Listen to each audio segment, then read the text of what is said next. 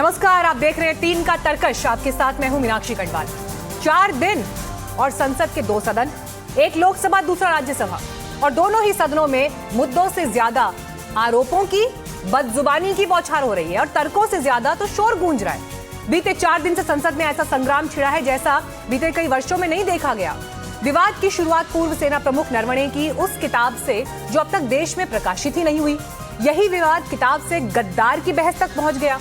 एक तरफ सरकार, दूसरी तरफ विपक्ष, और बीच में संसद का माहौल बारूद की तरह सुलगने लगा। वहीं आज सबसे धमाकेदार खबर यह आई है कि लोकसभा में प्रधानमंत्री मोदी का भाषण हुए बिना ही धन्यवाद प्रस्ताव पास हो गया। और मोदी सरकार इस रेजिम में, शासनकाल में ऐसा पहली बार हुआ है। इससे पहले आखिरी बार साल 2004 में माफ कीजिए, प्रधानमंत्री के भाषण के बिना ही प्रस्ताव पास हुआ था। उसके बाद 2026 में, यानी अब ऐसा हुआ है। और इसी हंगामे के बीच सूत्रों के हवाले से खबर यह आई है कि कांग्रेसी सांसदों ने पीएम की सीट की घेराबंदी की और पीएम पर हमले की प्लानिंग की, जिसके लिए महिला सांसदों को ढाल बनाया गया। उधर राज्यसभा में भी तूफान कम नहीं है। सुधांशु त्रिवेदी ने राहुल गांधी को अबोध बालक कहकर कांग्रेस की मंशा पर सवाल दाग दिया और बहस को नई आग दे दी। और इस बीच ये सोर्सेज से खबर आपको बता रहे हैं जो निकलकर सामने आ रही है। पीएम पर लोकसभा हमले की तैयारी थी, कांग्रेस ने हमले की योजना बनाई थी। हालांकि इसकी डिटेल्स क्या है, आज जब हमारे साथ खास मेहमान जुड़ेंगे तो हम कांग्रेस प्रवक्ता से भी इस पर बात करेंगे। राजनीति को करीब से जानने वाले, समझने वालों से भी इस विषय की तह तक जाएंगे।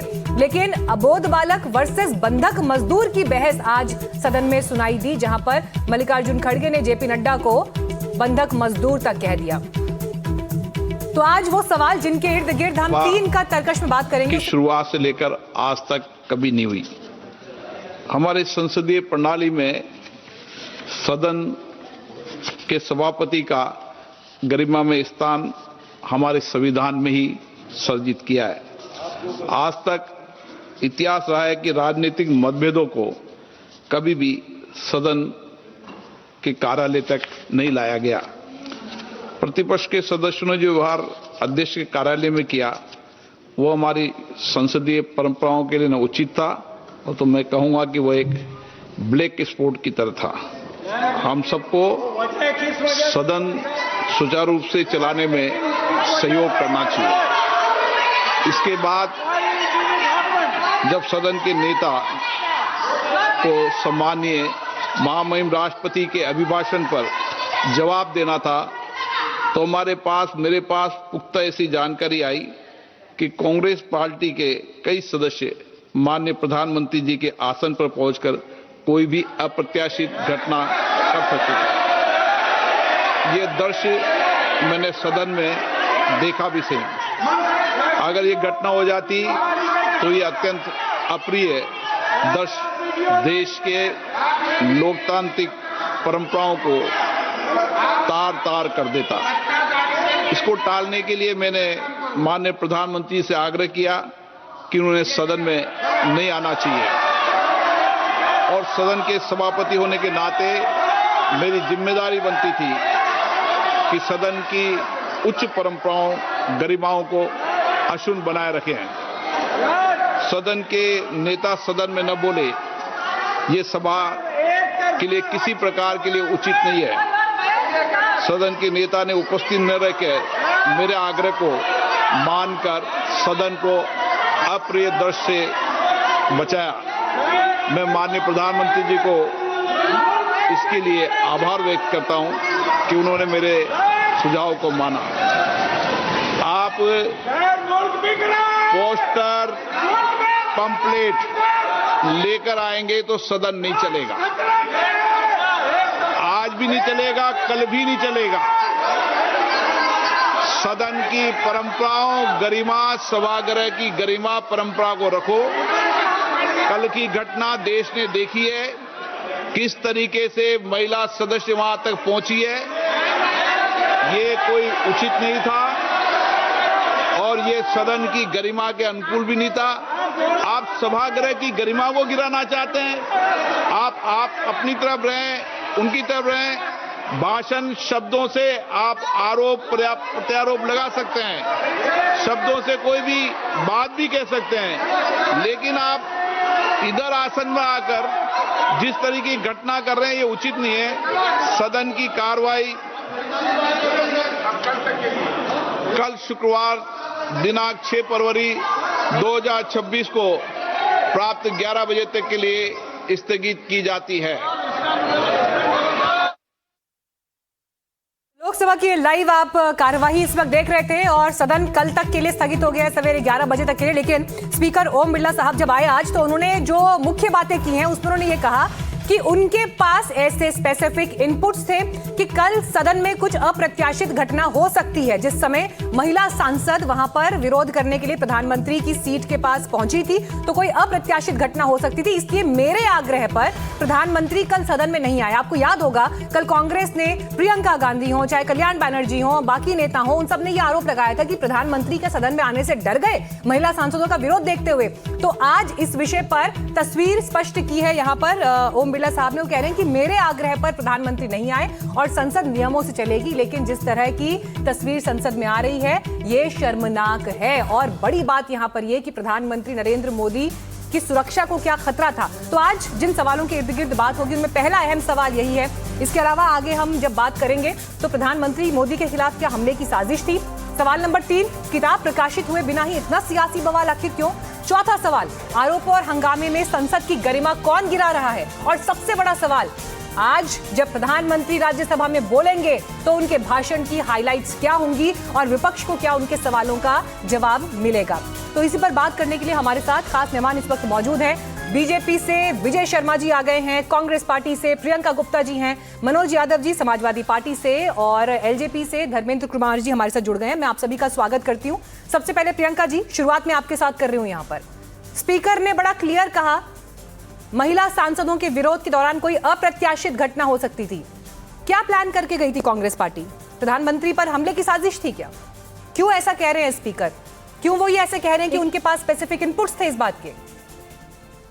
देखिए मीनाक्षी जी, अगर उनके पास स्पेशल इनपुट थे तो उन्हें सबसे पहले उसके ऊपर एफआईआर करनी चाहिए और उन महिला सांसदों को अरेस्ट करना चाहिए। टीवी डिबेट में ये साबित करना कि वो महिला सांसदों की इच्छा क्या थी और वो क्या प्लान करके बैठी थी, ये पूरी तरह एक फेक प्रोपेगेंडा कसा जा रहा है। दूसरी चीज, प्रधानमंत्री को अपने देश की चुनी हुई महिला सांसदों से डर लगने लगा कि 56 इनकी छाती जो कहती है कि मैं बायोलॉजिकल जो है नहीं हूं। तो मैं ये पूछना चाहती हूँ कि क्या प्रधानमंत्री जी को इतना डर लग रहा था? किन सवालों से डर लग रहा था? क्या एब्स्टीन फाइल में उनका जो नाम आया उससे डर लग रहा था, या जो ट्रेड डील की गई है उसमें किसानों के हित को ताक पे रखा गया उससे डर लग रहा था, या जनरल नारवणे की जो किताब में उनके लिए साफ साफ लिखा गया है कि जो निर्णय लेने में उन्होंने देरी लगाई और उस निर्णय को जिस तरीके से छोड़ दिया गया तो उस समय अकेला महसूस किया उन्होंने, ये उन बातों के सवालों से डर लग रहा है। ठीक है। आज प्रधानमंत्री जी को डर लग रहा है कि वो संसद में बोल नहीं पा रहे। ठीक है। क्योंकि वहां राहुल जी होंगे। विजय शर्मा जी, विजय शर्मा जी, हिम्मत नहीं हो रही। प्रियंका जी तो साफ कह रही है ना, और प्रियंका गांधी भी कह रही हैं कि पीएम डर गए क्या। मेरा सवाल सर आपसे ये है, लोकसभा स्पीकर जब ये बात कह रहे हैं कि उनके पास स्पेसिफिक इनपुट्स थे कि कुछ अप्रत्याशित हो सकता था, ये तो बहुत बड़ी बात है सर, ये बहुत बड़ी बात है। अगर लोकसभा स्पीकर के पास ऐसे कोई इनपुट्स हैं कि प्रधानमंत्री पर हमला हो सकता था, देश के चुने हुए सांसद उन पर अटैक कर सकते थे, सुरक्षा जांच के बाद वो अंदर पहुंच रहे होंगे ना सदन के भीतर, अगर ऐसी कोई बात थी तो अब तक तो एक्शन हो जाना चाहिए था सर। उस पर एक्शन क्यों नहीं हो रहा फिर? मीनाक्षी जी, इन्होंने कुछ बात रखी है, कुछ मैं बात बता देता हूं, फिर इनकी बात का जवाब देता हूं। आप बताइए। सर मैं उम्मीद करूंगी कि आप मेरे सवाल का जवाब भी दें। आरोप प्रत्यारोप तो सर सदन में भी हो रहे हैं ना, स्पेसिफिक चीजों पे बात करेंगे तो सर तस्वीर ज्यादा क्लियर होगी। वो आरोप प्रत्यारोप तो सदन में चल रहे हैं। पहले आपकी बात का ही जवाब दूंगा। आपने पिछले दिनों देखा होगा, पिछले दिनों एफआईआर हुई थी और वो आरोप राहुल गांधी जी के ऊपर भी लग रहे थे मारपीट के। कुछ हमारे सांसद घायल हुए थे, उड़ीसा के सांसद। मैं बता देता हूँ, फैक्ट चेक है, ये तो पूरे देश के साथ पब्लिक डोमेन में। और दूसरा मैं बता देता हूँ, आप अपनी पीआर टीम से बोलिए, निकलवाइए। राहुल गांधी और सोनिया गांधी जी इशारे करती हैं ऐसे बेल मारने के लिए, ऐसे इशारे करती हैं कि आइए, उकसाती हैं मेंबरों को। ये देश के सामने है भाई। और इनको संसद की मेरे ख्याल से मर्यादा और नियम नहीं पता है कि अगर वहां थी तो कल का पता है इन्हें किस तरह से महिला सांसद वहां घेर विजय के हो गई थी वहां। जी मेरी नजर में लोकसभा में स्पीकर सबसे उच्च पद पर आसीन है और उनके पास तमाम विशेषाधिकार मौजूद हैं। 8 सांसद तो वैसे भी निलंबित हुए हैं ना बाकी सत्र के लिए। अगर इतने, क्योंकि किसी सांसद पर यह आरोप लगना कि वो प्रधानमंत्री पर अटैक कर सकते थे, सर ये बहुत बड़ी बात है। आप इस आरोप की गंभीरता को समझिए, और अगर स्पीकर साहब ऐसा कह रहे हैं तो ये बड़ा सरप्राइजिंग है कि अभी तक एक्शन नहीं हुआ है। बताइए। मीनाक्षी जी, संसद के नियम आप भी जानते हैं। संसद के अंदर बोली गई बातें, कही गई बातें, वो बड़े एक नियम कायदे कानून से चलती हैं। तो इसका आकलन था, तभी प्रधानमंत्री जी ने अपना अभिभाषण के ऊपर नहीं पढ़ा कुछ भी, क्योंकि हम नहीं चाहते कि जैसे हमारे पड़ोसी देशों में माइक चलते हैं, हाथापाई होती है, वो सब कुछ यहाँ नजारा दिखे, क्योंकि ये तो अबोध बच्चे हैं। हमारे जेपी नड्डा जी ने और सुधांशु त्रिवेदी जी ने बता ही दिया किस तरह से उन्होंने बार बार हरकतें की हैं। एक पार्टी विजय जी, एक पार्टी मारना, विजय जी, देश की सबसे पुरानी पार्टी जिसके 99 सांसद चुनकर सदन में पहुंच रहे हैं, आप विपक्ष के नेता को अबोध बालक कह रहे हैं और सदन में भी वो बात कही जा रही है। क्या मतलब है इस बात का? क्या आप लोगों के पास मुद्दे खत्म हो गए? विपक्ष पर आप ये सवाल उठाते हैं, क्या आपके पास भी मुद्दे खत्म हो गए हैं? विपक्ष की रणनीति को, विपक्ष की रणनीति पर सवाल खड़े करने के लिए क्या आपके पास भी मुद्दे खत्म हो गए हैं? अबोध बालक इस बात के साक्ष्य हैं। जो व्यक्ति सदन में विपक्ष का नेता हो और वो एक शहीद के पोते को गद्दार बोलता हो, अरे भाई कांग्रेस पार्टी छोड़ दी तो क्या हुआ? शरद पवार ने पार्टी नहीं छोड़ी। प्रियंका जी, राहुल जी के एक्शंस इस तरह के हैं, मुझे बताइए, राहुल जी के एक्शंस इस तरह के हैं कि एक के बाद एक सेल्फ गोल की तस्वीर होती है। ठीक है विजय जी, आपकी बात कंप्लीट हुई। प्रियंका जी को लाइए स्क्रीन पर। प्रियंका गुप्ता जी, एक के बाद एक उनके एक्शंस ऐसे हैं, क्या जरूरत थी कल बिट्टू साहब को ये बोलने की कि गद्दार दोस्त आ गया? प्रोटेस्ट कर रहे हैं, एक विषय के प्रति आप संवेदनशील है, गंभीर है, तो प्रोटेस्ट करिए ना उसके खिलाफ। आ गया मेरा गद्दार दोस्त, कुछ टाइम बाद देखना वापस लौट के आएगा पार्टी में। क्या मतलब है इन बातों का? देखिए, सवाल ये है कि वो किसान का कानून का विरोध करते करते उन विरोधियों के साथ जाके मिल गए, तो उनको क्या कहा जाएगा? अगर उनको गद्दार नहीं कहा जाएगा तो क्या कहा जाएगा? दूसरी चीज मैं कहना चाहती हूँ, 3 बार सांसद किसने बनाया? कांग्रेस पार्टी ने बनाया, आदरणीय राहुल गांधी जी ने टिकट दिलवाया। अगर उसके बाद भी देखा जाए तो उनके साथ उन्होंने और भी कुछ किया, पार्टी का विप भी बनाया, उसके साथ में जो है 2021 में लोकसभा कांग्रेस का नेता भी बनाया।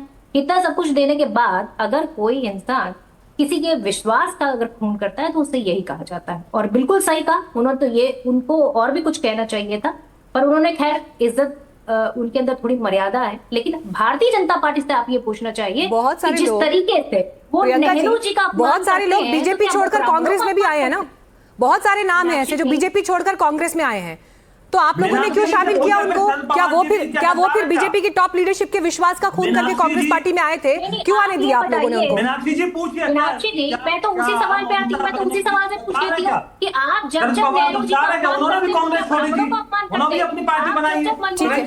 हाँ जी बताइए। और अगर पार्टी छोड़ना गद्दारी है तो इंदिरा गांधी ने भी पार्टी छोड़ी थी, अपनी नई पार्टी बनाई। गांधी को आप गद्दार कहना चाहते हो? आप बताइए प्रियंका जी, मुझे बताइए कि इंदिरा गांधी ने आप विरोधी है देश के ब्राह्मणों का ठीक है, आप अपमान करते हैं। ठीक है, मैं मनोज यादव जी को चर्चा में जोड़ूंगी, समाजवादी पार्टी के प्रवक्ता हैं, मनोज जी को भी स्क्रीन पर लेकर आइए। मनोज यादव जी, दोनों पक्षों को आपने सुन लिया, अबोध बालक वर्सेस बंधुआ मजदूर। अब क्या ये दिन आ गए हैं संसद में ये शब्दावली चलेगी? सर कौन सही है कौन गलत है यहाँ पर? मीनाक्षी, जो सही गलत का जो आपका सवाल है वो बिल्कुल वाजिब सवाल है, और जिन लोगों के घर स्वयं शीशे के होते हैं वो दूसरों के घरों पर पत्थर नहीं फेंका करते। इस देश में जो सदन में सबसे ज्यादा शुचिता रहे, सदन में अच्छी भाषा का प्रयोग किया जाए, सदन में अच्छे व्यवहार का व्यवहार किया जाए, ये इस तरह वाली अंगुली सदन में कौन चलाता है? इस तरह ये किस तरह का संकेत है? इस तरह करते हुए इस देश की सदन में कौन सा ऐसा इससे पहले प्रधानमंत्री था? ये काम तो देश के प्रधानमंत्री ने इस तरह की हरकत करते हैं सदन में। तो जिनकी सदन के प्रति इतनी महती जिम्मेदारी हो, और सदन किस लिए है? लोकतंत्र तो असहमतियों से चलता है, सवालों से चलता है। जिस दिल्ली में अभी आज सरकार की रिपोर्ट है कि 15 दिनों में 800 बेटियां गायब हो गई, वहीं प्रधानमंत्री, वहीं राष्ट्रपति, वहीं पूरा देश है। हमें तो लग रहा है कि विपक्ष की जितनी महिला सांसद हैं उस सवाल को लेकर गंभीर। आपके लिए इस बात के क्या मायने हैं जब लोकसभा के स्पीकर ये कहते हैं कि प्रधानमंत्री पर हमला हो सकता था, अप्रत्याशित घटना घट सकती थी सदन में? आपके लिए स्पीकर के इस कथन के क्या मायने हैं? आप इसे सीरियसली ले रहे हैं, नहीं ले रहे हैं? मैं इसे बहुत सीरियस ले रहा हूं।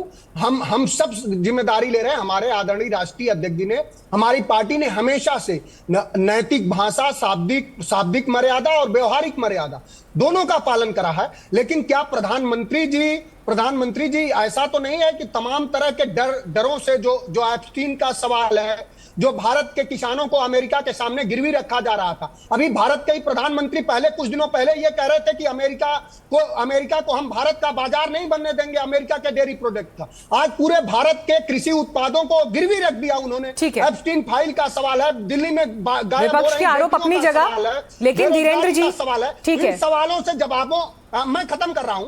मुझे ये कई बार लगता है कि जो अध्यक्ष जी हैं, जो संसद के जो अध्यक्ष जी हैं, वो प्रधानमंत्री के प्रति उनकी वफादारी ज्यादा है, सदन के और देश के लोकतंत्र के। ठीक है, ये बड़ी बात है। तो वो इस तरह धीरेन्द्र जी, ये बड़ी बात है सर। वो ये कह रहे हैं कि स्पीकर तो जिस चेयर पर बैठे हैं उन्हें दोनों पक्षों की बात सुननी चाहिए, लेकिन सरकार की तरफ झुकाव ज्यादा है। और अगर अप्रत्याशित घटना घट सकती थी तो क्या थी वो अप्रत्याशित घटना? देश को पता चलना चाहिए क्या हो सकता था। सदन के सभी नेताओं को सुरक्षित रखना, सबों को समान अवसर देना, ये अध्यक्ष का काम होता है, जो उन्होंने बखूबी निभाने का प्रयास किया है। मुझे इस बहस में पढ़ना ही नहीं है। ये बताइए कि जिस तरह से सदन के नेता को सदन में नहीं बोलने देने की ये इनकी योजना थी, कहीं ना कहीं 140 करोड़ देशवासियों की आवाज को बंद करने का इन्होंने प्रयत्न किया है। एक तरफ आप बोलते हैं कि विपक्ष के नेता को बोलने नहीं दिया जाता है, और देश के प्रधानमंत्री ही देशवासियों की आवाज है। अगर ट्रेड डील पर अगर वो अपने गरीब किसानों की बात कर सकते थे, अपने मध्यम उद्योग के बारे में बता सकते थे कि ट्रेड डील हमने क्यों किया, कैसे किया, आप उनकी बातों को उन तक नहीं जाने देना चाहते हैं। इसका मतलब 140 करोड़ लोगों को, उनकी भावनाओं को आप नहीं बताने देना चाहते हैं। ठीक है, ये किस तरह का लोकतंत्र को मजबूत करने मैं विजय जी के पास जाऊंगी, लेकिन उससे पहले मनोज काका जी, आप लोग बार बार ये कह रहे हैं कि गिरवी रख दिया, देश को गिरवी रख दिया। मुझे इस सवाल का जवाब दीजिए। ट्रेड डील का तो अभी पूरा खुलासा नहीं हुआ है, ना तो आप वाणिज्य मंत्री को सुन रहे हैं, ना आप लोग पीएम को बोलने दे रहे हैं। आपको क्या मालूम है पूरी डील में क्या हुआ है, उसके स्पेसिफिक्स क्या है, किस आधार पर हुआ है, साइन जो है वो कब होंगे? ये जब चीजें अभी मालूम ही नहीं चली, आप लोग किस आधार पर कह रहे हैं कि देश को गिरवी रख दिया? सर मनोज काका जी से मेरा सवाल है। धीरेन्द्र जी एक सेकंड, एक सेकंड, प्रियंका गांधी कुछ बोल रही है, सुनिए। Women were standing in front of his bench. What nonsense is this? हो गया भाई।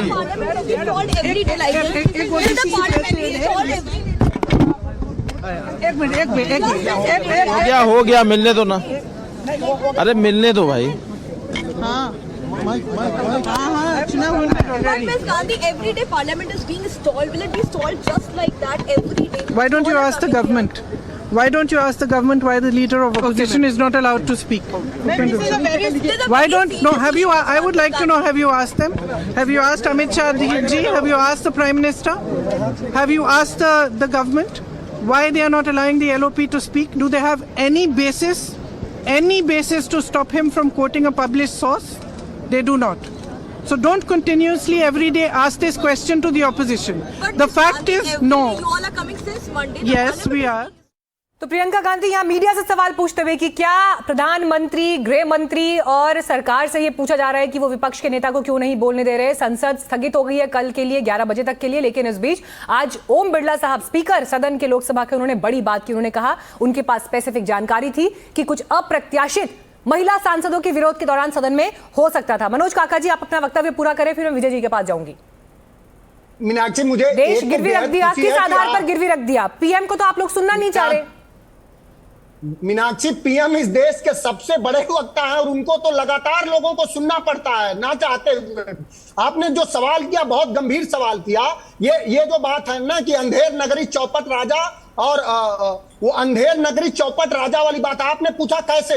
आज अमेरिका की एक रिपोर्ट आई है, CNN न्यूज की, मैं रिपोर्ट कोट कर रहा हूं आपको, कि $500 बिलियन का व्यापार करेगा अमेरिका, और वो भारत में जब भारत उसको देगा तो वो 18% टैक्स लेगा, और उसकी सामान हम लेंगे तो 0% पर लेंगे। तो आप बताइए, कोई सामान आपको दे और 18% टैक्स वसूले, तो और आप उसको दो बिना 0 रुपए टैक्स पे, तो कौन बेनिफिशियरी होगा? ये तो बहुत साधारण है। तो ये देश के प्रधानमंत्री को बताना चाहिए। विजय शर्मा जी, देश का ये तो बहुत साधारण। देखिए मनोज काका जो कह रहे हैं ना, ये सवाल आपने सुना, अखिलेश यादव भी ये सवाल उठा चुके हैं। विजय जी, मेरा सवाल आपसे ये है, अगर सदन की बहस अबोध बालक, बंधुआ मजदूर, पीएम पर अप्रत्याशित हमला हो सकता था, जिसकी जानकारी अभी ओम बिरला जी भी कह रहे हैं, स्पीकर। मनोज जी एक सेकंड रुक जाइए प्लीज सर। मनोज जी हो गई आपकी बात, प्लीज सर। विजय जी, सवाल ये है, अगर अबोध बालक और बंधुआ मजदूर में सदन अगर फंसा रहेगा तो इन जरूरी मुद्दों पर बात कैसे होगी सर? संसद की प्राथमिकता क्या है आज की तारीख में? मीनाक्षी जी, हम सकारात्मक बातें करना चाहते हैं, विपक्ष अड़ गया। आपको भी पता, अपने दिन से पत्रकारिता में है, संसद जो है वो तय नियमों के तहत चलती है। आप सबको अवसर मिलता है, तय नियम के तहत मिलता है। ये थोड़ी भी कोई भी आए धर्मशाला आप पे खड़े हो जाओ बोल दीजिए। अरे तय नियम के तहत आप जो क्वेश्चन पूछिए, कौन मना करता है? अब आप मुझे बताइए, चलो आपके पास है, आप तो इतनी वरिष्ठ हैं, आपके पास कोई है डॉक्यूमेंट कि अमेरिका के साथ हमारी क्या डील हुई है? कुछ भी नहीं है भाई। जो भी मर्जी, जब वाणिज्य मंत्री देश के बोल रहे हैं कि हमने अपने किसानों के पूरे हित सुरक्षित रखे हैं, तो आप क्यों नहीं यकीन करते हो? अरे भाई अभी कुछ हुआ नहीं, अगर कोई मैं आ रही हूँ प्रियंका जी, एक सेकंड। होंगे सुरक्षित रखे 0% टैरिफ पे हम इंपोर्ट करेंगे, वो भी $500 बिलियन का। और आप बता रहे हैं हमारे हित सुरक्षित है। मुझे बताइए, वेनेजुएला से हम तेल नहीं खरीदेंगे, हमारा हित सुरक्षित है इसमें। किसका हित सुरक्षित है इसमें? जवाब दीजिए आप जवाब दीजिए। आपके पास चलिए बताइए, आप आपके पास क्या है? जो किताब प्रकाशित नहीं हुई उसको लेकर आप मीडिया रिपोर्ट्स को आप कोट करते हो, बताइए आप मुझे संसद करना, ये कौन सी मर्यादा है? चलिए हम प्रतीक्षा करेंगे कि आज पीएम शाम 5 बजे जब राज्यसभा में बात करेंगे, जब राज्यसभा में उनका संबोधन होगा तो इन सभी डाउट्स पर पिक्चर क्लियर होगी, ये उम्मीद है प्रियंका जी। लेकिन मेरा आपसे बहुत महत्वपूर्ण सवाल है, मैं उम्मीद करूंगी कि आप इसका जवाब देने की कोशिश करेंगी आरोप प्रत्यारोपों से अलग। प्रियंका जी, आप ये देखिए कि लोकसभा के स्पीकर अगर ये कहते हैं कि पीएम पर हमला हो सकता था, अप्रत्याशित घटना घट सकती थी। मनोज जी एक सेकंड रुक जाइए प्लीज सर, बात होने दीजिए सर। जब आपके पास आऊंगे आप अपने बारी में बोलिएगा प्लीज सर, मेरी रिक्वेस्ट है आपसे। प्रियंका जी, सदन में जो चर्चा इस दिशा में जा रही है कि पीएम पर हमला हो सकता था और मेरे आग्रह पर पीएम सदन में नहीं आए, ये बात अब यही खत्म नहीं होगी। ये बात तो आप भी समझ रहे हैं, विपक्ष भी समझ रहा होगा इस विषय को। ये विषय यहां से आगे कितना जाएगा, इसका मतलब सारे जरूरी विषय पीछे छूट जाएंगे और अब इस विषय पर ही बात होगी और विपक्ष को इस पर अपना स्टैंड क्लियर करना पड़ेगा। प्रियंका जी, अगर स्पीकर ये बात कह रहे हैं, कल को हो सकता है एक्शन की तस्वीर भी सामने आए। मीनाक्षी जी, विपक्ष में तो आज सारी नेता मौजूद थे। विपक्ष का पूरा जो है, जो सांसद जो कल जो इनके ऊपर आरोप लगाए वो सारे मौजूद थे, फिर आपने एक्शन क्यों नहीं लिया उनके खिलाफ? और ओम बिरला जी को पब्लिक के सामने आना चाहिए। अगर उनके अंदर हिम्मत है और अगर वो सच बोल रहे हैं तो पब्लिक के सामने आए और मीडिया के सामने आए और बताए कि क्या जो है उनको किस चीज का डर था। बट स्पीकर की चेयर पर बैठे हैं मैम, संसद की कार्रवाई हर घर में, टेलीविजन पर, मोबाइल पर, हर जगह देखी जा रही है, हर अखबार घर पर पहुंच रहा है, सभी के घर में पहुंच रहा है, पूरे देश के सामने जा रहा है संसद में क्या हो रहा है। आप किसी को झूठा आरोप नहीं लगा सकते। अगर संसद के अंदर आप किसी के ऊपर झूठा आरोप लगाते हैं तो आप भी उतने ही बड़े गुनहगार हैं जितना कोई भी क्रिमिनल गुनहगार होता है। विजय जी अनम्यूट करिएगा जरा अपने आप को। साक्ष्य प्रस्तुत करने पड़ेंगे, आपको बताना पड़ेगा कि आगे प्रधानमंत्री जी को किसका खतरा है, क्या एक्शन फाइल का खतरा है। विजय जी जरा अनम्यूट करिए अपने आप को, आपकी आवाज नहीं आ रही है। खतरा है, किस चीज का खतरा है? विजय जी देखिए, बातचीत फिर वहीं पर आकर अटक गई है। अनिल अंबानी का नाम आने का। विजय जी देखिए, बात फिर वहीं पर आकर अटक गई है। स्पीकर साहब ये कहकर चले गए कि पीएम को आने के लिए उन्होंने मना किया था और वहां पर कुछ अप्रत्याशित हो सकता था, लेकिन ये अप्रत्याशित क्या था अगर देश को ये पता नहीं चलेगा सर, तो फिर क्या समझा जाए इस विषय को लेकर? मीनाक्षी जी, पता चलेगा, सदन चलेगा तो सारी बातें सामने आएंगी कि विपक्षी क्या झूठ बोल रहे हैं, विपक्षी क्या क्या बात। अरे आप क्या सभापति के ऊपर झूठा आरोप लगा रहे हो? आपके पास क्या साक्ष्य भाई? कैसी बातें कर रहे हो आप? पत्रकार बातें कर रहे हो, ठीक है, सदन की कार्रवाई सदन के अंदर होती है। ठीक है धीरेन्द्र कुमार जी, ठीक है धीरेन्द्र कुमार जी, एक एक करके। धीरेन्द्र कुमार जी, पीएम पर अप्रत्याशित क्या हो सकता था जिसकी पूरी बात स्पीकर साहब ने नहीं बताई है? क्या ये देश को पता चलना चाहिए? और अगर हाँ तो कब तक ये सामने आना चाहिए, बताइए। ये पूरी जानकारी अगर लोकसभा अध्यक्ष जी के पास किसी तरह की इनपुट है तो वो निश्चित तौर पर इस बातों को रखेंगे, ऐसा मुझे लगता है। लेकिन ये जिस तरह से विरोध कर रहे हैं, कहीं ना कहीं ये अपने चाहने वाले, अपने सांसदों को भी उस सदन में कई ऐसे थे सवाल जिनको आने नहीं दिया, तो ये उन लोगों को भी तो ये दबा रहे हैं, अपने सांसदों की बातों को दबा रहे हैं, ये देश को गुमराह कर रहे हैं। ये इनको जो वोट दिए हैं वो भी जानना चाह रहे थे किसान मजदूर। भाई आप अपने स्वार्थ के लिए इस तरह का काम कर रहे हैं कि प्रधानमंत्री जी को नहीं बोलने देना, सिर्फ एनडीए के सरकार इसमें उनके लोग सफर करेंगे, ऐसा होता है क्या लोकतंत्र में? आपने अपने सांसदों को भी अवसर नहीं दिया, समाजवादी पार्टी के सांसद हो, कांग्रेस पार्टी के सांसद हो, एक अपनी महत्वाकांक्षा की पूर्ति। मनोज काका जी, मुझे लगता है कि अगर नियम संगत बात बीजेपी क्या कह रही है आपने सुना? एलजेपी के जो प्रवक्ता हमारे साथ हैं, आपने उनकी बात भी सुनी, कांग्रेस पार्टी की प्रवक्ता की बात आपने सुनी। अब एक सवाल मेरा थोड़ा इस बहस से अलग है और मैं उम्मीद कर रही हूं कि आप इसका वाकई एक मीनिंगफुल जवाब देने की कोशिश करेंगे। सर, क्या आप ये देख रहे हैं कि बीजेपी की तरफ से जो अटैक कांग्रेस पार्टी पर, राहुल गांधी पर होते हैं, वो बड़े अलग किस्म के होते हैं? अबोध बालक जिद कर रहे हैं, एक आदमी की जिद के आगे संसद नहीं चल पा रही, राहुल गांधी जी समझें, राहुल गांधी को समझाया जाए। वो ऐसा लग रहा है कि उनको खारिज करने की, उनको रिजेक्ट करने की कोशिश कर रहे हैं। ये बीजेपी के तमाम बड़े नेताओं के बयानों में दिखता है। लेकिन हम देखते हैं कि ऐसा अखिलेश जी के साथ नहीं होता। इस तरह की इस स्टाइल की पॉलिटिक्स अखिलेश जी के खिलाफ नहीं हो रही है। ऐसा क्यों हो रहा है आपकी नजर में?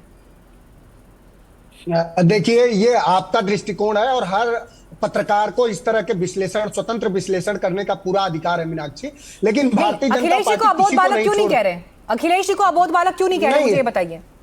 देखिए, अब ये तो बीजेपी, ये बेहतर सवाल, इसका बेहतर जवाब बीजेपी देगी। वो किसी नहीं, आप भी राजनीति की समझ रखने वाले हैं, समाजवादी पार्टी के प्रवक्ता हैं, प्रवक्ता तो इन चीजों को और ज्यादा विशेष तरह से इसका एनालिसिस करते हैं। अखिलेश जी के लिए क्यों अबोध बालक, एक व्यक्ति का ईगो, एक व्यक्ति, ऐसी बातें अखिलेश जी के खिलाफ क्यों नहीं हो रही है? एक तो ये जानिए, हमारे नेता को मामूली अपमानित नहीं कराया गया। हमारे नेता एक पिछड़े तबके से, भोजन वर्ग से आते हैं, इसलिए उनके घर को गंगा जल तक से धुलवाया गया। वो जिस मंदिर में गए, मंदिर तक धुलवाया गया। इस पूरे देश का बहुजन देख रहा है और ये जानते हैं कि उत्तर प्रदेश में और पूरे देश में भारतीय जनता पार्टी के उन्मादी चरित्र को अगर किसी ने रोका तो 2024 में आपने देखा होगा कि समाजवादियों ने रोका है। और भारतीय जनता पार्टी पर आप ये कह सकती हैं कि तू इधर उधर की ने बात कर, ये बता कि कारवां क्यों लुटा। मुझे रहजनों से गिला नहीं, तेरी रहबरी का सवाल है। तो 500 बिलियन के डॉलर के लिए अमेरिका को पूरा आप हिंदुस्तान गिरवी रख रहे हैं, किसान गिरवी रख रहे हैं, मजदूर गिरवी रख रहे हैं, यहाँ का पूरा व्यापार आप गिरवी रख रहे हैं। ये सवाल हमारे राहुल जी को खारिज करने की कोशिश है क्या बीजेपी की तरफ से? राहुल जी को खारिज करने की कोशिश है क्या? ये सवाल बीजेपी किसी को, इस देश के लोकतंत्र की एक जो डिफिनेशन है कि democracy is the people for the people by the people. लोकतंत्र में लोग जिसको चाहते हैं, जिसको जनतंत्र में जनता। प्रियंका जी आपके पास आ रही हूँ, एक सेकंड, विजय जी से जवाब लेकर आ रही हूँ आपके पास। विजय जी, राहुल गांधी बार बार बीजेपी के लिए बड़ा क्लियर कट प्रेस कॉन्फ्रेंस में कह चुके हैं कि आप लोगों ने पूरा कैंपेन चलाया है उनको बदनाम करने के लिए, उनका नाम खराब करने के लिए। करोड़ों रुपया का कैंपेन आपने, करोड़ों रुपया आपने पैसे की तरह बहाया है और यह बड़ा सोच समझकर आपने किया है। और वही कोशिश हमें संसद में जब ये अबोध बालक जैसे शब्दों का प्रयोग होता है, यह दिखाई देता है। सरकार की प्राथमिकता क्या है? विपक्ष के नेता को अबोध बालक कहकर खारिज करने की है या फिर मुद्दों की राजनीति करने की है? सरकार की प्राथमिकता क्या है? और अगर राहुल गांधी आपके लिए इररिलेवेंट है तो छोड़ दीजिए ना, छोड़ दीजिए, उनके नाम पर राजनीति बंद कर दीजिए। देखो मीनाक्षी, हम किसी के नाम पर राजनीति नहीं करते, हम अपने काम की राजनीति करते हैं, अपने नीतियों की राजनीति करते हैं। दूसरा मैं बता दूं, अबोध कोई असंसदीय वर्ड नहीं है, वो ऐसा शब्द नहीं है जिसको नहीं बोला जा सकता, जिसको बोध ना हो। जो आके ये मांग करता हो कि संसद के अंदर तो सेना अध्यक्ष और प्रधानमंत्री और रक्षा मंत्री के अंदर क्या बातें हुई हैं जो नहीं हो सकती, उस बातों की मांग करता है, तो उसको क्या कहेंगे? आपको भी पता है ऑफिशियल सीक्रेट एक्ट 1923 में ये लिखा हुआ है कि ऐसी बातें संसद के अंदर डिस्कस नहीं हो सकती। तो अब वो नहीं बोलेंगे, क्या बोलेंगे? मैं बताता हूं आपको, देश विरोधी लोगों के साथ ठीक है, राहुल गांधी जी क्यों मिलते हैं? लग रहा है क्यों वो संसद में बोल नहीं पाए? आखिर राहुल गांधी जी के बोलने से उन्हें क्या डर लगता है? राहुल गांधी जी का सिंपल सा सवाल है, जनरल नारवाड़े की जो किताब है उसमें जो लिखा है ऊपर उंगली उठाते हैं। ठीक है, आप चलिए मैं एक सेकंड, विजय जी एक सेकंड रुकिए, विजय जी ऐसे नहीं, एक एक करके बोलेंगे, एक एक करके, ठीक है, one by one please, one by one. Priyanka ji सवाल सुनिए पहले, प्रियंका जी सवाल सुनिए पहले। ममता बनर्जी अभी दिल्ली में थी, सुप्रीम कोर्ट में उन्होंने अपना केस खुद लड़ा, अपने लिए दलीलें रखी, एसआईआर की प्रक्रिया को उन्होंने इस गंभीरता और इस सेंसिटिविटी के साथ लिया कि अपनी दलील रखने के लिए पश्चिम बंगाल से ट्रैवल करके सुप्रीम कोर्ट में जजेस के सामने वो प्रेजेंट हुई और दलील उदाहरणों के साथ उन्होंने रखी। अगर ममता बनर्जी इतनी गंभीर हो सकती हैं उस विषय को लेकर जिसके लिए राजनीति हो रही है, उनके राज्य में जो प्रक्रिया चल रही है चुनाव के इर्द गिर्द, क्या राहुल गांधी जिस विषय को संसद में नहीं उठा पा रहे हैं उसे लेकर क्या वो कोर्ट तक जाएंगे या उसे लेकर वो देश की अदालत के सामने प्रेजेंट होंगे? और ये सवाल इसलिए जरूरी है मैम कि मामले की गंभीरता आपके लिए कितनी गहरी है, मुझे ये बताइए। मीनाक्षी जी, संसद लोकतंत्र का मंदिर होता है और संसद में जो जो बोला जाता है वो इस लोकतंत्र की रक्षा के लिए बोला जाता है। अगर चीन की स्थिति पर सवाल उठाया जाता है तो राहुल गांधी जी रक्षा के लिए उठाया जाता है। अगर प्रधानमंत्री की जिम्मेदारी विजय जी एक सेकंड रुकिए, सुन लीजिए पहले, हमारे देश के फैसले, विजय जी जवाब सुनिए। नहीं, ममता बनर्जी अगर कोर्ट जा सकती हैं तो राहुल गांधी क्यों नहीं जा सकते उन विषयों को लेकर कोर्ट जिनमें उनको लगता है कि सरकार उनकी नहीं सुन रही है? किस तरीके से फॉर्म 7 का इस्तेमाल हो रहा है, ये वोट काटे जा रहे हैं, पूरी तरीके से हो रहा है और भारतीय जनता पार्टी के पास मुंह छुपाने के लिए जगह नहीं बचती। चाहे राष्ट्र की हो, चाहे देश की अर्थनीति हो, हर चीज पूरी तरीके से। विजय जी प्लीज मेरे को आपका ऑडियो सर डाउन करना पड़ेगा, सुन लीजिए sir please, let her answer. Priyanka ji please specific होकर जवाब दीजिएगा। ममता बनर्जी अगर कोर्ट जा सकती हैं जिस विषय को लेकर वो गंभीर है, राहुल जी क्यों नहीं है फिर उतने गंभीर? मैं समझती हूँ कि राहुल जी ने सबसे पहले ही वोट चोरी का मुद्दा उठाया और वोट चोरी का जो मुद्दा उन्होंने उठाया वो आज पूरी तरीके से सच होता दिखाई दे रहा। किस तरीके से मरे हुए व्यक्तियों को ये प्रेस कॉन्फ्रेंस इंपॉर्टेंट होती है, मैं मानती हूँ, पर प्रेस कॉन्फ्रेंस के आगे क्या? सरकार ने तो उस प्रेस कॉन्फ्रेंस को खारिज कर दिया, चुनाव आयोग ने खारिज कर दिया, बेबुनियाद बता दिया। मैडम खारिज कहाँ किया? पूरी तरीके से वो चीजें सच नजर आ रही। आज ममता बनर्जी किस लिए लड़ रही है? अपने वोट बचाने के लिए तो लड़ रही है कि उनका वोट काटा जा रहा है। वही चीज उन्होंने कर्नाटक की विधानसभा में पूरी तरीके से प्रूव करके दिखा दी कि किस तरीके से वोट काटे गए। ये पूरा मुद्दा ही राहुल गांधी जी ने उठाया था और आज चलिए धीरेन्द्र जी हैं हमारे साथ, इस तरीके से एसआईआर के नाम पर मुझे उनका फ्रेम हानि दिख रहा है। ठीक है, प्लीज अभी सभी वक्ताओं से रिक्वेस्ट है एक एक करके, वन बाय वन। धीरेन्द्र जी, ये बहस जो है जिस दिशा में जा रही है, मुझे बताइए बजट सत्र का जो समय अब बचा है वो क्या अहंकार के टकराव में ही समाप्त हो जाएगा? सत्ता पक्ष का अपना दावा है, विपक्ष का अपना दावा है, अहंकार की बलि चढ़ जाएगा क्या बजट सत्र जो बचा है?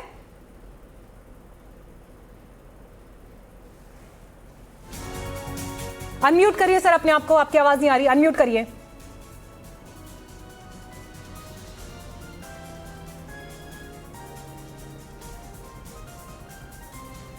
आपकी आवाज नहीं आ पा रही है। हाँ मनोज जी आप बोलिए, अहंकार की बलि चढ़ जाएगा क्या संसद का सत्र जो बचा हुआ समय है? जनता के पैसे की फिक्र है किसी को या नहीं है? बिल्कुल, अगर जनता के पैसे की फिक्र होती मीनाक्षी तो ये देश के संसदीय कार्य मंत्री की और देश के प्रधानमंत्री की और जो लोग सरकार चला रहे हैं उनकी ज्यादा महती जिम्मेदारी है कि देश की सदन चले। देश के प्रधानमंत्री सिर्फ मन की बात करते हैं, जन की बात नहीं सुनना चाहते हैं। वो समझते हैं कि उनके वैभव विलास को, उनके झूठ को ये देश स्वीकार आज शाम 5 बजे का इंतजार आपको है मनोज जी? आज शाम 5 बजे की प्रतीक्षा आपको है? पीएम बोलेंगे तो आप सुनना चाहेंगे या वहां अगर मानिए आप सदन में इस वक्त मौजूद हो आप सुनना चाहेंगे या प्रोटेस्ट करना चाहेंगे? क्या चॉइस होगी आपकी? हम लोगों ने हमेशा प्रधानमंत्री को सुना है, कौन नहीं सुना है मीनाक्षी? आज सबने सुना है, लेकिन प्रधानमंत्री समाजवादी पार्टी आज सुनेगी या नहीं सुनेगी, या कांग्रेस के साथ प्रोटेस्ट में शामिल हो जाएगी? देखिए वो तो अपोजिशन का वो जो लोग लोकसभा में है वो लीडर तय करेंगे कि क्या होगा। अच्छा, रणनीति की जानकारी अभी तक पहुंची नहीं आपके पास? मैं रणनीति की पूरी जानकारी, हर सवालों का मैंने जवाब दिया। आप कैसे इस तरह की बात कर सकती है? लेकिन वो तो एट ए टाइम होता है ना। नहीं, आपने पूछा, आपके पूछने का पूरा, मैं आपके सवाल करने के अधिकार का मैं पूरा स्वागत करता हूं। आपको 1000 तगड़े सवाल करने चाहिए। ये समाजवादी पार्टी है, बीजेपी थोड़ी है कि आपको जेल भिजवा देगी। ये तो बीजेपी के कार्य जेल भिजवा देते हैं सवालों पर। समाजवादी पार्टी के दौर में क्या हुआ है अब उसमें जाऊंगी सर, तो फिर जो है समय निकल जाएगा, 4 बज जाएंगे और मुझे इसी समय नहीं सर, आज विषय वो नहीं है ना, विषय फिर भटक जाएंगे। अब समाजवादी पार्टी के दौर में पत्रकारों के साथ क्या हुआ है इस विषय पर आऊंगी तो बात फिर अगली दिशा में चली जाएगी। हाँ वीरेंद्र जी, खत्म कर रहा हूं मीनाक्षी। समाजवादी पार्टी के कार्यकाल में उत्तर प्रदेश के समाजवादी पत्रकारों को हर तरह की सुविधा दी गई और उनके सुरक्षा का ख्याल रखा गया। पे बात करना चाहते थे, अगर सरकार पत्रकारों को तमगा देने लगे ना सर, तो ये बहुत अच्छी स्थिति नहीं है पत्रकारों के लिए। अगर कोई पत्रकार सरकार को पसंद है, उसका फेवरेट है, तो ये पत्रकारों के लिए बहुत अच्छी स्थिति तो खैर नहीं है। लेकिन धीरेन्द्र जी, आज जब प्रधानमंत्री बोलेंगे, आपको लगता है विपक्ष की सुनने में दिलचस्पी होगी? क्या स्ट्रैटेजी बन रही है, क्या रणनीति बन रही है भीतर, आपको क्या जानकारी मिल रही है? मैं वहीं से आना चाहता हूं जहां से आपने खत्म किया था बात को, कि इस पत्रकारों के तमगे की बात है। भारत में कोई चीज जो आज तक नरवणे साहब का पुस्तक का विमोचन नहीं हुआ, पब्लिश नहीं हुआ, किसी अन्य देश के मीडिया में वो बातें आती है, उसको ये मानते हैं, उसकी सत्यता पर बहस करना चाहते हैं। लेकिन देश के पत्रकार अगर कुछ बोल दे तो उनको मोदी मीडिया, गोदी मीडिया कर करके अपमानित करने वाले लोग आज कह रहे हैं कि आपको सम्मान देते हैं। ये जो दोहरा चरित्र इस देश में, किसानों की बात आप करना चाहते हैं, प्रधानमंत्री को सुनना नहीं चाहते, मध्यम उद्योग या गरीबों की बात करना चाहते हैं, उस पर आप प्रधानमंत्री को बोलने नहीं देते हैं। फिर ऐसे सूरत में सिर्फ विदेशी अखबार, विदेशी मीडिया के सहारे देश को चलाना, संसद को चलाना, इसका मतलब कहीं ना कहीं एक व्यक्ति के चलते, अपने अहंकार के चलते अपने ही सांसदों को नहीं बोलने देना, सदन के गरिमा को ही तो गिराते हैं। प्रियंका जी, 40 करोड़ लोगों का अपमान वो करते हैं। ठीक है प्रियंका जी, एक बड़ी अजीब सी स्थिति बन गई है मैम सदन में, और वो स्थिति ये है कि राहुल जी एक अनपब्लिश्ड किताब का हिस्सा पढ़ना चाहते हैं, लेकिन दूसरी तरफ निशिकांत दुबे भी कल सदन में आए थे और वो बहुत सारी किताबों के रेफरेंसेस लेकर आए थे जो कांग्रेस के खिलाफ और जो कांग्रेस के दौर में क्या गलत हुआ, स्पेसिफिकली मैं गांधी परिवार का जिक्र कर रही हूं, उन्होंने उस बात को हाईलाइट किया। अब आप मुझे ये बताइए, अगर ये लड़ाई इतनी व्यक्तिगत हो जाएगी जहां पर किताबों के रेफरेंसेस, आर्टिकल के रेफरेंसेस एक दूसरे को नीचा दिखाने के लिए प्रयोग होंगे, तो मैम ये तो सदन का और संसद का समय व्यर्थ करना है। अब मैं दोनों पक्षों की बात यहां पर कर रही हूं। क्या अपने भीतर कोई चिंतन मनन होगा कि चलिए जी संसद में बात कर लेते हैं, सहमति बनाते हैं, डिस्कशन करते हैं, आप हमें बोलने का मौका दीजिए और आप भी बोलिए साथ में, ताकि दोनों तरफ की पिक्चर क्लियर हो। क्या इस दिशा में कोई नेता सोच रहा है आज की तारीख में? मीनाक्षी जी, सबसे पहले तो मैं यही कहना चाहूंगी कि जो ओम बिरला जी हैं वो बहुत ही ऊंचे पद पर बैठे हुए हैं, बड़े सम्मानित पद पर बैठे हुए हैं। उन्होंने कल जिस तरह की दलील दी वो काफी बचकाना है कि महिला सांसदों से प्रधानमंत्री को खतरा। ऐसी दलीलों से उन्हें बचना चाहिए और जो रूल हमारे लिए बनाते हैं वही रूल जो है सत्ता पक्ष के लिए बनाना चाहिए। अगर हम किसी किताब को नहीं पढ़ सकते तो सत्ता पक्ष कैसे उस किताबों को पढ़कर यहाँ पर पूर्व प्रधानमंत्रियों को पूरी तरीके से जो है बदनाम करने की कोशिश की जा रही है। पर वो छपी हुई किताबें हैं ना, वो पब्लिश्ड है, वो अवेलेबल है। अरे भाई ये बताइए, ये किताब भी अमेज़न पर मिल रही थी, अभी तो बंद की है इसको, और ये किताब ऑलरेडी प्रिंटेड है, लेकिन कहीं जो है सरकार उसको छपने नहीं देना चाहती क्योंकि सरकार की उसमें पोल पट्टी खुल रही है कि आखिर सरकार क्यों डर रही इस किताब से। सरकार सिर्फ इसलिए डर रही है क्योंकि उसने जो उस दिन निर्णय लेने में देरी लगाई, उस निर्णय में उनका कोई योगदान नहीं था। सारा कुछ पूरी तरीके से ये कहा कि जाइए आप खुद ही देख लीजिए सब कुछ। तो आखिर प्रधानमंत्री की भूमिका क्या है? जब 1971 की लड़ाई हुई तो प्रधानमंत्री, उस समय की तत्कालीन प्रधानमंत्री इंदिरा जी ने पूरे साहस के साथ कहा कि आप 7वां बेड़ा भेजिए, 8वां बेड़ा, हमें जो करना है हम करेंगे, और उन्होंने पूरा एक्शन लिया। क्या प्रधानमंत्री जी ने ऐसा कोई निर्णय लिया? तो आज सवाल उठता है कि प्रधानमंत्री जी क्यों डरे हुए हैं? विजय जी, किस बात का डर है? और चलिए मैं कह रही हूँ विजय जी, किताब का जिक्र हो रहा है ना, आप लोग कह रहे हैं कि वो अनपब्लिश्ड किताब है, ठीक है, क्योंकि राहुल गांधी जी से ये लोग डरते हैं, उनके सवालों से डरते हैं, उनकी जनता के जो कनेक्ट है उससे। चलिए प्रियंका जी जवाब ले लेते हैं, सुन लेते हैं। डरते हैं जो जनता के हित के हैं, इस देश की सुरक्षा के लिए, इस देश की आर्थिक और राजनीतिक और विदेशी नीति से जुड़े हुए हैं, उन सवालों से डरने वाले। ठीक है प्रियंका जी, आपकी बात कंप्लीट हो गई मैम। विजय जी, किताब अनपब्लिश्ड है, आप लोग बार बार ये कह रहे हैं। विजय जी, किताब अनपब्लिश्ड है, ये बार बार सरकार की तरफ से कहा जा रहा है और ये कहा जा रहा है कि देश की सुरक्षा का विषय, उस पर जो सरकार अपना पक्ष रख रही है उसे फाइनल माना जाए। लेकिन सर चर्चा में क्या दिक्कत है? अगर चर्चा हो जाती है, आप लोग तो वैसे ही खारिज कर चुके हैं ना इस तरह के किसी भी दावे को, लेकिन अगर राहुल गांधी वो पेज पढ़ ही देंगे संसद में, जो कि अब सारे सोशल मीडिया पे अवेलेबल है, सब लोगों के मोबाइल तक पहुंच गया है, हर फेसबुक पोस्ट पे, हर एक्स पोस्ट पे दिखाई दे रहा है, मुझे ये बताइए, अगर उस पर चर्चा हो ही जाएगी सर तो क्या दिक्कत आएगी, क्या परेशानी हो जाएगी? मीनाक्षी जी देखिए, इसमें 2-3 चीजें हैं। वो किताब अभी प्रकाशित नहीं हुई क्योंकि वो रक्षा मंत्रालय के पास विचाराधीन है, क्योंकि रक्षा मंत्रालय से इसके ऊपर मंजूरी मिलनी जरूरी है, ये सेना से संबंधित है। अरे प्रियंका जी हो गया, बस आपका हो गया, ठीक है, बोलने दीजिए, ठीक है, एक मिनट रुकिए जरा। अरे कहाँ से ठीक है प्रियंका जी, जवाब सुन लीजिए आप प्लीज, इनको चुप कराइए। ठीक है प्रियंका जी, मुझे मजबूरन आपका ऑडियो मैम डाउन करना पड़ेगा, आप अपनी बारी में कंप्लीट बोल चुके हैं, आपकी बारी में किसी ने कोई डिस्टर्बेंस नहीं किया। प्रियंका जी प्लीज अब सुनिए जवाब, ठीक है, बोलिए विजय। देखिए, वन बाय वन। मीनाक्षी जी आपको भी पता होगा ऑफिशियल सीक्रेट एक्ट 1923 क्या कहता है, प्रियंका जी को कह दीजिए पढ़ के आए, तो उसमें नहीं हो सकती ना। और पब्लिक डोमेन में क्यों ऐसी बातें करनी है जिससे देश की सुरक्षा खतरे में पड़े? कि रक्षा मंत्री और प्रधानमंत्री और सेनाध्यक्ष ने क्या बातें की थी भाई, किस लिए बातें करनी है आपको? वो चीजें जो पब्लिक डोमेन में नहीं आ सकती उनको क्यों लाना चाहते हो? प्रकाशित हुई नहीं, आप हो हल्ला कर रहे हो। अमेरिका से हमारा कहीं साइन हुआ नहीं, अभी पब्लिक डोमेन में कोई डॉक्यूमेंट आया नहीं। अरे किसानों के लिए रक्षा मंत्रालय क्लियरेंस क्यों नहीं दे रहा किताब को 1 साल से ज्यादा? सर प्रधानमंत्री जी रक्षा मंत्रालय सर, जनरल नरवणे ने अगर किताब लिखी है, उस किताब को 1 साल से ज्यादा हो गया, क्लियरेंस क्यों नहीं मिल रहा है? विजय जी क्लियरेंस क्यों नहीं मिल रहा है किताब को? 1 साल से ज्यादा हो गया, किताब को क्लियरेंस क्यों नहीं मिल रहा है? देखिए ये रक्षा मंत्रालय का काम है, उन्होंने कहीं आपत्ति लगाई होगी तो जो प्रकाशित करने वाले वो देख रहे होंगे, पब्लिशर देख रहे होंगे, ठीक कर रहे होंगे। तो देश के सामने रखिए ना जानकारी को सर, देश के सामने जानकारी रखिए ना। दूसरा इन्होंने बताया, मीनाक्षी जी आपने सवाल सर किताब प्रकाशित हो गई थी, जो बात अभी प्रियंका जी भी कह रही हैं, अमेज़न पर किताब उपलब्ध है। मुझे बताइए फिर अमेज़न पर किताब कैसे उपलब्ध है? किताब वहां पर उपलब्ध है, उस पर रिव्यू 7 रिव्यू उस पर आ गए, मैं अभी देख रही हूँ 7 रिव्यू अवेलेबल है उस किताब पर।